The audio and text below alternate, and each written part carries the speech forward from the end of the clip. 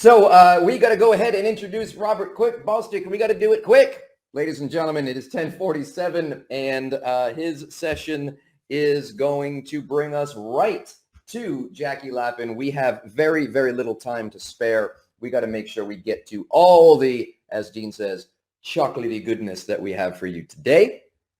And let's hear it. Robert Quick Bostick, CEO of Humor Point. What is this? There's an old joke among speakers where, there's this conference and there's a guru standing on the stage and he's teaching everybody how to become professional, highly paid motivational speakers. And someone raised their hand in the back and says, during my speech, do I have to be funny? And the guru answers this way. Well, you only have to be funny if you want to get paid. And the joke basically illustrates a truth. People expect to be entertained. Humor is the straightest path to rapport building, to likability. And there is also another phrase that we have in the speaking business when it comes to back of the room sales. And that is this: say something funny and then ask for the money. Because that laughter puts the audience in a state where they are receptive to what you are about to hear.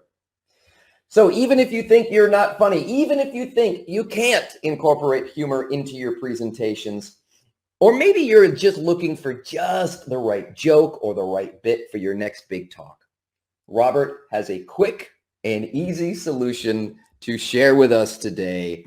Here he is, ladies and gentlemen, Robert Quick Bostick. With the title, Want More Money? Be More Funny. And I can't without the cheer, right? Can't do it without the cheer.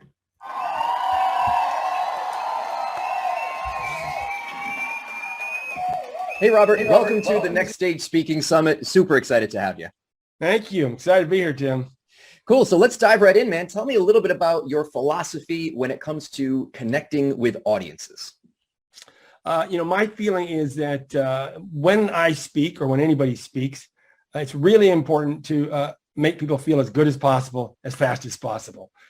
My view is that when people are listening to you speak, they have a lot of things they're bringing to the table. They may have concerns about you. They may have judgments about you. They may be thinking they should be doing something else.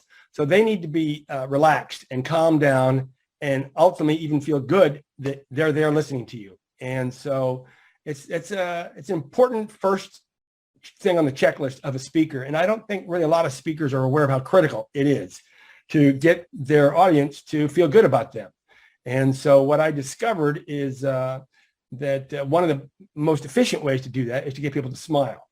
And so how do you get people to smile? Well, I don't know how to get people to smile, but it turns out there's people who do know how to get people to smile. And one of the groups of people are cartoonists.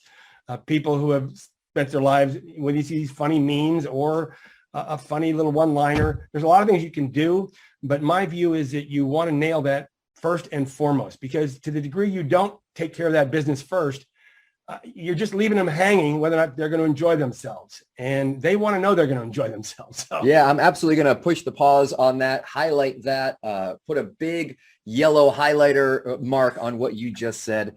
Order of business number one for speakers is to get inside their circle of trust. And one of the best ways to do that is up that know, like, and trust factor. And you said it perfectly, Robert, getting them to smile, right? To have that sort of physical reaction of liking someone, the physical reaction of experiencing some humor. And it's an experience that also bonds the audience, not just to you, but to each other. And I got to say, there's a lot of different philosophies on how to open a speech.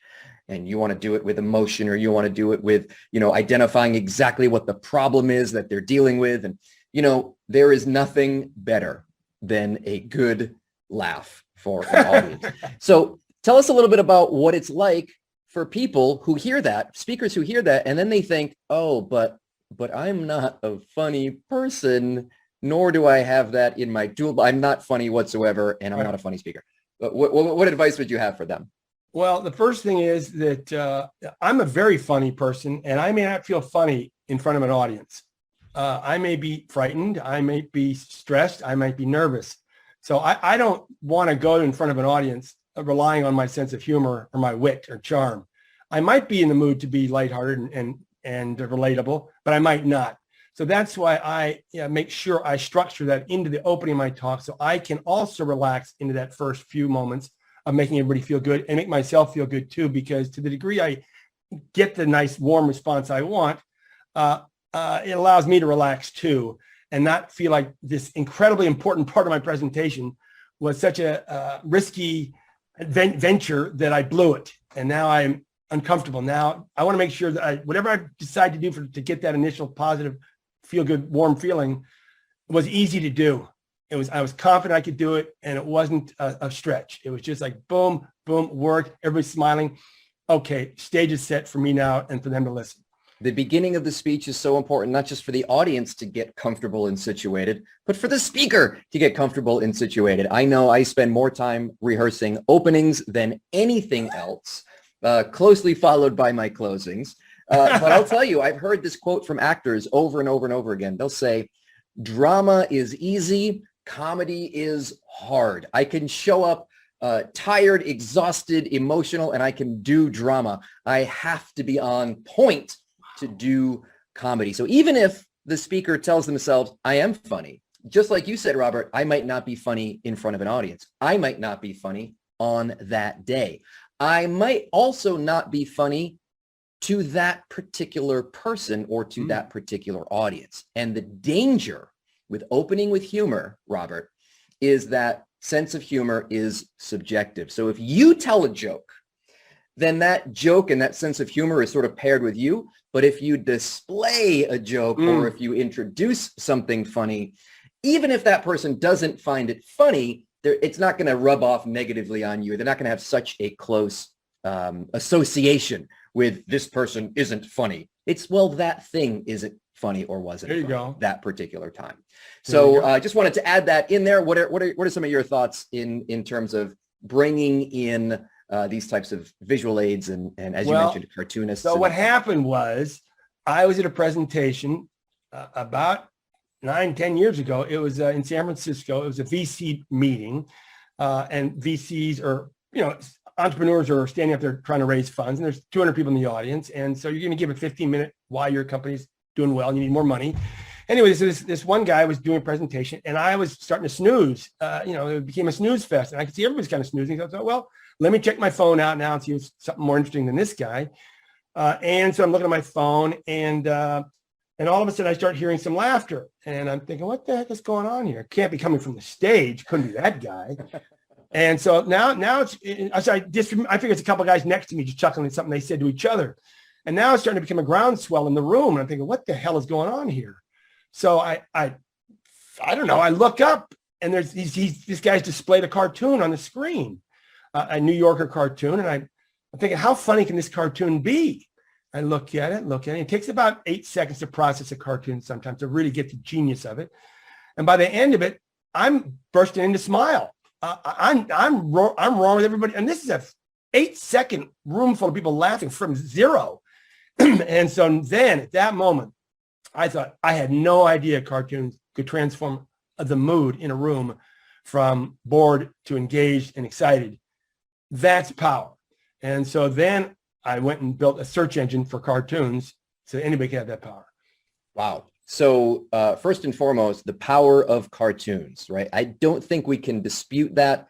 You had an experience, you had this anecdote that you shared, but I also want you to think about, I don't know, the internet, right? And what people are doing on the internet and what is scrollable content and how people are now accustomed to being made to laugh through this image that they see in a moment, right? Correct. So this is more relevant now than ever. And if you don't have some sort of visual, quick humor in your presentation, it's not just like that's a nice thing to add. It's sort of like if you don't, you're going to be left behind. And other presenters are going to be doing it. Audiences are expecting to enjoy and to be engaged.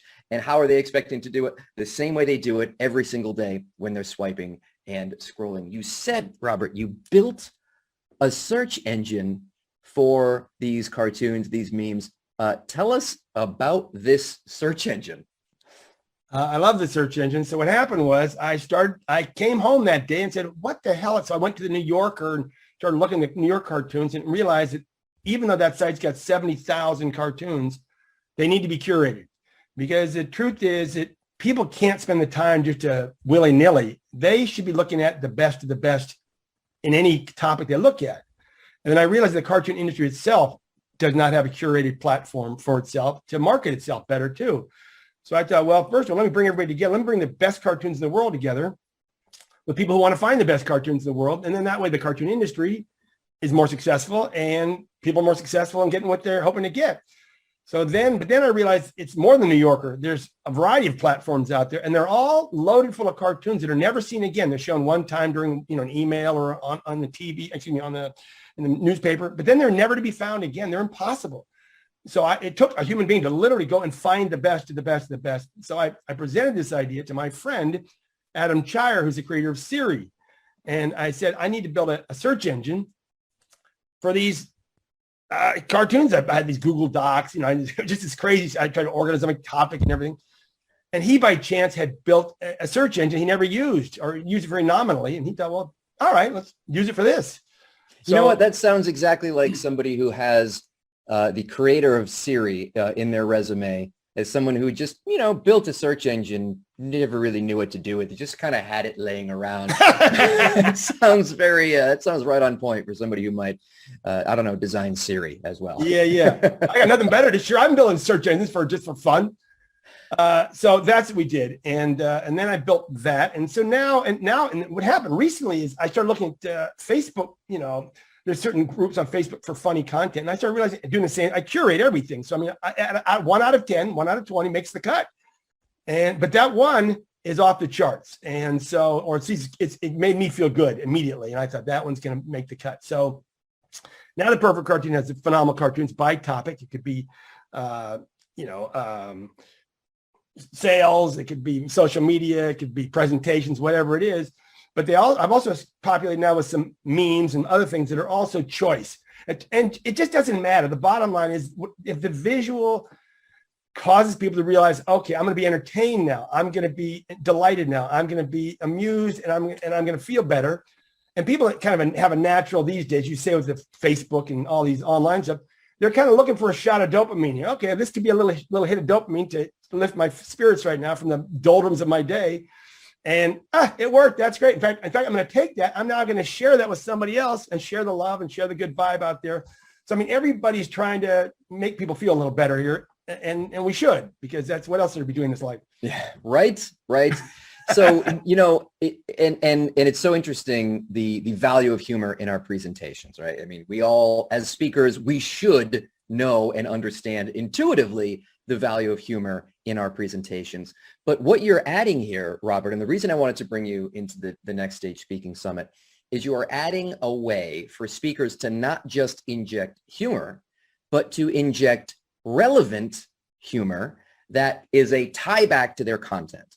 So it's not just, here's a funny thing I saw, but here's a funny thing I saw that's going to lead me into my next point. Here's a funny thing I saw that's going to prove my last point. Here's a funny thing that I saw that is going to maybe even guide the audience to a sale of some kind, encourage them to the back of the room. As speakers say, and we're known for saying, that a strategy for back of the room selling is say something funny, then ask for the money. Say something funny, then ask for the money. So humor is a tool that accomplishes all of these things, including putting dollars in our pockets. Now, Robert, I didn't say I was going to do this. I didn't prepare you for this. And maybe doing this on the fly may even work, but it may not work. But what I want to do is I want to show everybody this website, humorpoint.com. This is you, yes? Yes. Or at least the site. Yes. I know that's not you. So walk me through. I'm updating the site too. So it may look a little different by the time you guys take a look at it, but now and it's a work in progress. Like you said, you're curating and updating, and that's a good thing, right? It's a good thing that it's going to look different as we record this than it is that means it's constantly evolving That's and true. updating. So I just want to sort of, is it okay if I kind of look for an example of how might a speaker use this? Where would I start? Well, I'll give you just a quick example. So first off, remember it says humor point. So as you say, when you use humor, you want to have it make a point. That's helpful. Otherwise, it's just random. That can be fun too, but better to make a point. If you go to the menu, go to humor tools, just underneath the menu of humor tools below right there. So those are some of the tools right there.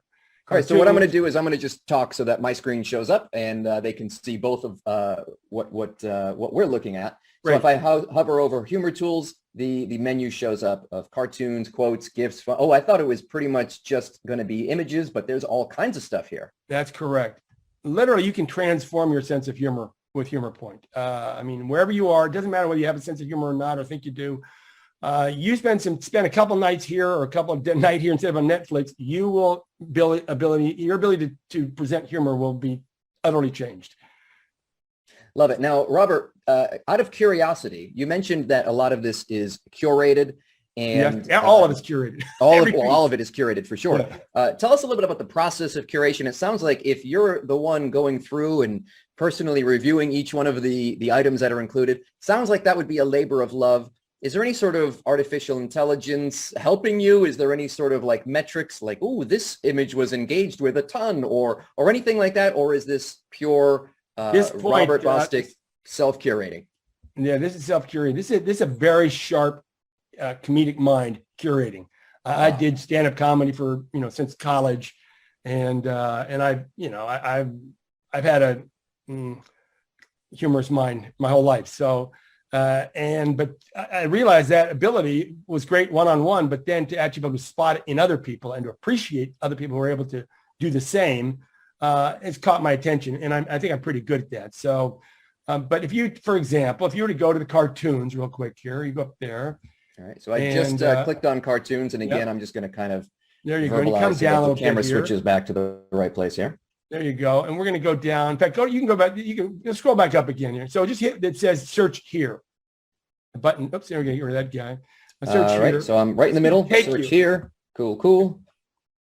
Right, so this is going to take you to the search engine itself, and you can zoom in a little bit to get a little bit bigger screen, and we'll just do a fun little quick search here. My touch screen over there, so zooming in is going to be a little less simple. Type in, go to where it says below something search. There you go. Click the below, one below. Oh, advanced search. Yeah, right there. That one. Yeah, right. Click that one. All right. So now type in presentations under category. So I clicked advanced search, and then in category, I'm typing in presentations. Just for fun. I mean, you could do it in the other search bar, but this just makes it a little bit more specific. So. Okay, then I'm gonna hit go. Yep. All right, I'm hitting go. And very, very quickly, 21 pages. 21 pages, easy a lot. So here's the first one's the cartoon that I saw. The first one on the left there. There you go. That's the one that I saw in the conference that caused this all to happen. I saw that cartoon, and I thought, this one we know is proven in front of an audience. It is proven at the very least. And that's in the New Yorker. So that goes, if you click on it, it goes right to the New Yorker. And so each one of these goes to where they're to be found. So the idea is now if an audience loves this cartoon, you can now give someone a mug or whatever you want to do. So the idea is to help the cartoon industry as well by doing this. But anyway, and so if you go like to the next one or any of these, right, they're all pretty good. So what you do is you just spend some time, take a cup of coffee, and find one you love. I'm already laughing. This is like sort of that Gary Larson almost kind of humor, The Far Side. Right. How to be annoying, and it's taught by this pest, this housefly, this annoying. And they're teaching each other.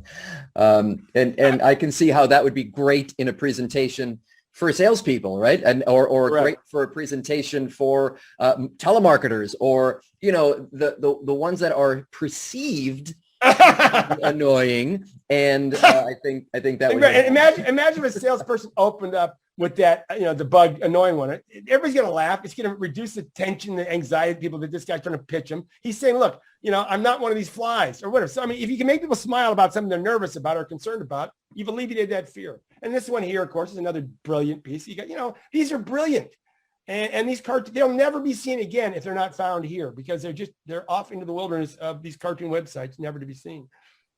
So I'm just going to, again, chat a little here so that my screen will show. But yeah, highlighting this one with the laser pointer, that's an obvious one for speakers to use as well. I used to use that in my presentations where I would use a laser pointer. Anytime I did, I'd be like, oh, look at so-and-so over here. And I'd make a connection with somebody in the audience, like a cat following this thing. And then you could pull this up on the screen. That's funny. That's good. Yeah, these are, genuinely funny cartoons. And also, again, the most important part is the fact that it is relevant. All right. So this seems like because it's a labor of love. Oh my gosh, a TED stage. Oh, this is all super usable, super relevant stuff. Yeah, go down for a second. This one here, that guy right there to the left. That guy. Look at this one. Man's heart stops as speaker asks audience to turn to the person next to them. So yeah, again, very usable and built-in comedy for sure. Funny or not, if you're funny or not, you can build comedy into your presentations. All right, Robert, this is again clearly usable. Clearly, even I mean, Google came onto the scene because they were and dominated because they were a better search engine.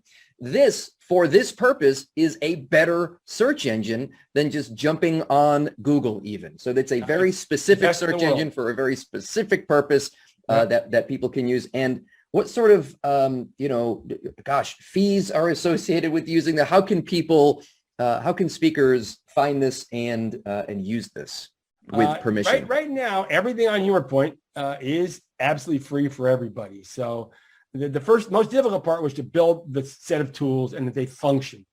Then the next phase is that people are using it and sharing it. So one of the hopes, of course, of Perfect Cartoons, people say, this is fantastic. And they just share it to help other people do the same thing they're doing, which is add more humor to their presentations, their LinkedIn posts. I'm finding myself, when somebody says something on LinkedIn, I will, instead of add a comment, I'll find a cartoon that complements their comment or complements their point. And they're like, oh my God, I love this. Thank you so much. So it's a way of just demonstrating that you have a sense of humor. And the fact, if you share a cartoon that's brilliant, it really hits the point. They're like, who is this person? This person, I love this person. This person's great. So the last thing I'll say about that is very interesting. The science says that if you use humor well in a presentation, particularly if you use it at the very beginning, not only does it warm people up and make people feel good and feel good about you and listening to you and reduce their anxiety of being bored, but it also, the science says it causes them to think really good things about you, that you're intelligent, that you're competent, that you're confident, right? So not only do you make everybody feel good about inside themselves and you feel good, but they make these judgments about you that are wonderfully complimentary. So it's the value proposition of humor delivered well, whether it be through a cartoon or funny, or just however you get the laugh and the smile, is second to none. That's why all the other techniques you might use to open up a presentation, tell an interesting anecdote, or tell an interesting fact, those are good, but none of them offer as much to a presenter that well-delivered humor does. A free resource, ladies and gentlemen. That is fantastic. Gotta love that. Free resource. There we go. There's the crowd cheering. I was looking for that. Fantastic. Again, a labor of love, mission driven. Let's make some people smile. But I love the tip that you slipped in there, Robert. And we're going to sort of wrap up our conversation with the idea that you can use these in your email communication with clients. You can use these in email newsletter. Is this literally, really, truly full free permission? Use them anywhere, anyhow, anyway. Okay, now here's between you and me and the lamppost, and that is this. What I have done is I'm giving you a window into these cartoonists world, these cartoonist providers world. I'm giving you a window into all these people's work. Now you can see their work. It's like a pair of binoculars into the wonderful world of cartoons. But when you finally dock your ship and their dock, that's a metaphor, and you click on the thumbnail, the enlarged on the thumbnail in that particular search engine, and you go there, you decide what to do yourself. In other words, some of them are asking you to pay for the cartoons. Some of them are promoting them on Facebook and Pinterest. So, you make your own judgment what you want to do. But what I'm able to do is to take you to the promised land. And Gotcha. from there, So it depends on the image itself, depends on the creator. You are basically playing matchmaker between thank you. us and the creators of this content. And, you know, if you're going to put it in a book, it's going to be different, I think, than if you're putting it in a PowerPoint slide, which is going to be different, I think, if you're putting it in an email as or a like LinkedIn post, right? As a little PS or even a LinkedIn post. Right. But yeah, I mean, how easy would it be to say, hey, saw this, made me laugh, made me think of you when, you know, you were talking to me about your upcoming sales meeting. Here's a funny little thing. It is a great way to stay in touch. And I think that tip right there, well worth the time people came to spend with us, Robert, in this presentation of the Next Stage Speaking Summit. So it's been super fantastic. Any closing thoughts? Anything you want to sort of let people know about or invite people to or anything like that? One last thing on the Humor Point, there's a section called the Perfect Graphic Generator. And there you can generate all kinds of wonderful things. You know, it's phenomenal, the things you can do now. So now you can create your own humor, customized personal humor. And this is these tools, again, same idea. Someone's built these things. Nobody knows about them. And I've curated all of them, the best of the best together. So all of a sudden now you can have another tool in your bag of tricks. And I'll give you an example. Today, a guy quoted something in a LinkedIn post. I took his quote and I built a graphic around it and then re-put one of his lines he did in his LinkedIn post into his comments. He's like, oh my God. You know, I said, look, here's your words of wisdom. You know, now look.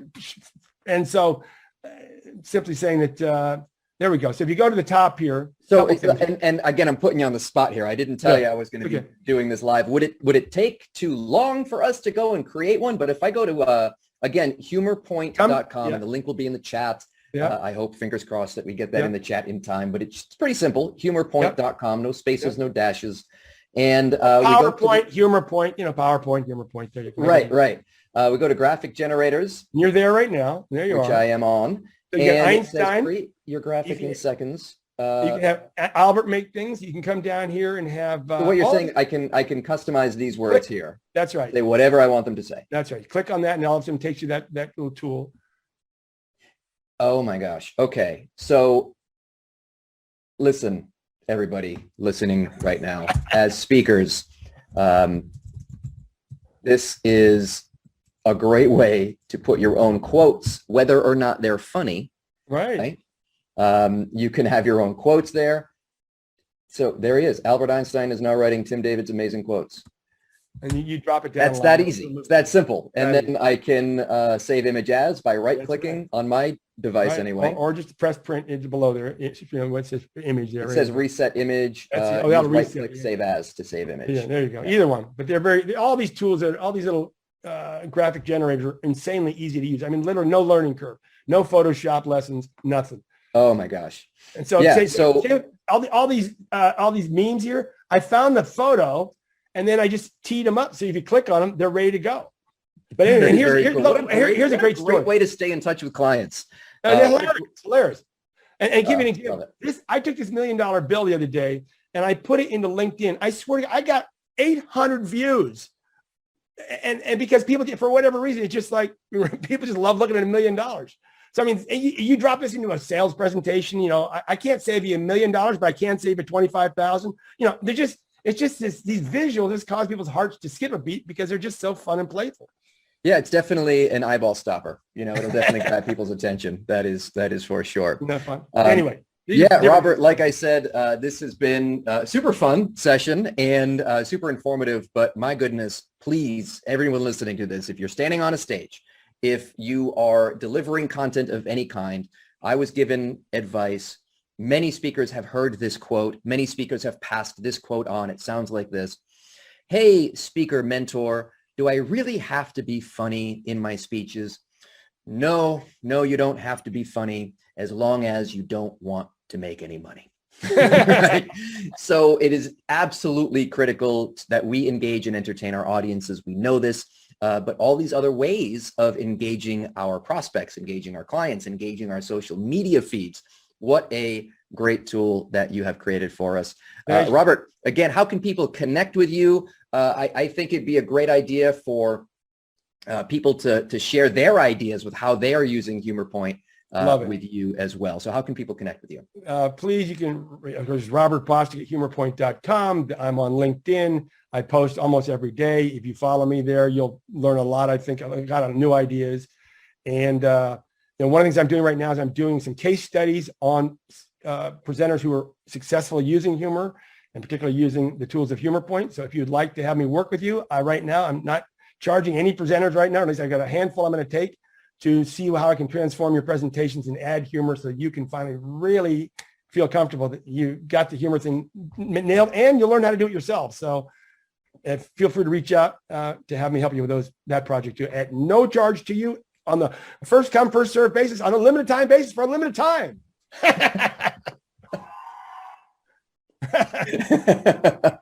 Fantastic. Again, Robert, this has been awesome. Take him up on that. Not just the search engine, but also the creator of the search engine helping you curate and specify the content for your presentation. Also, a stand-up person with stand-up comedy experience, a person with this sharp comedic mind, as he has said and demonstrated. So a great opportunity to inject some humor. Get it while you can. All right, Robert, that is our time for today. So this much. has been Thanks, super Tim. fun. I will leave us with the same 2 words that I end every session with, and those 2 words are speak soon.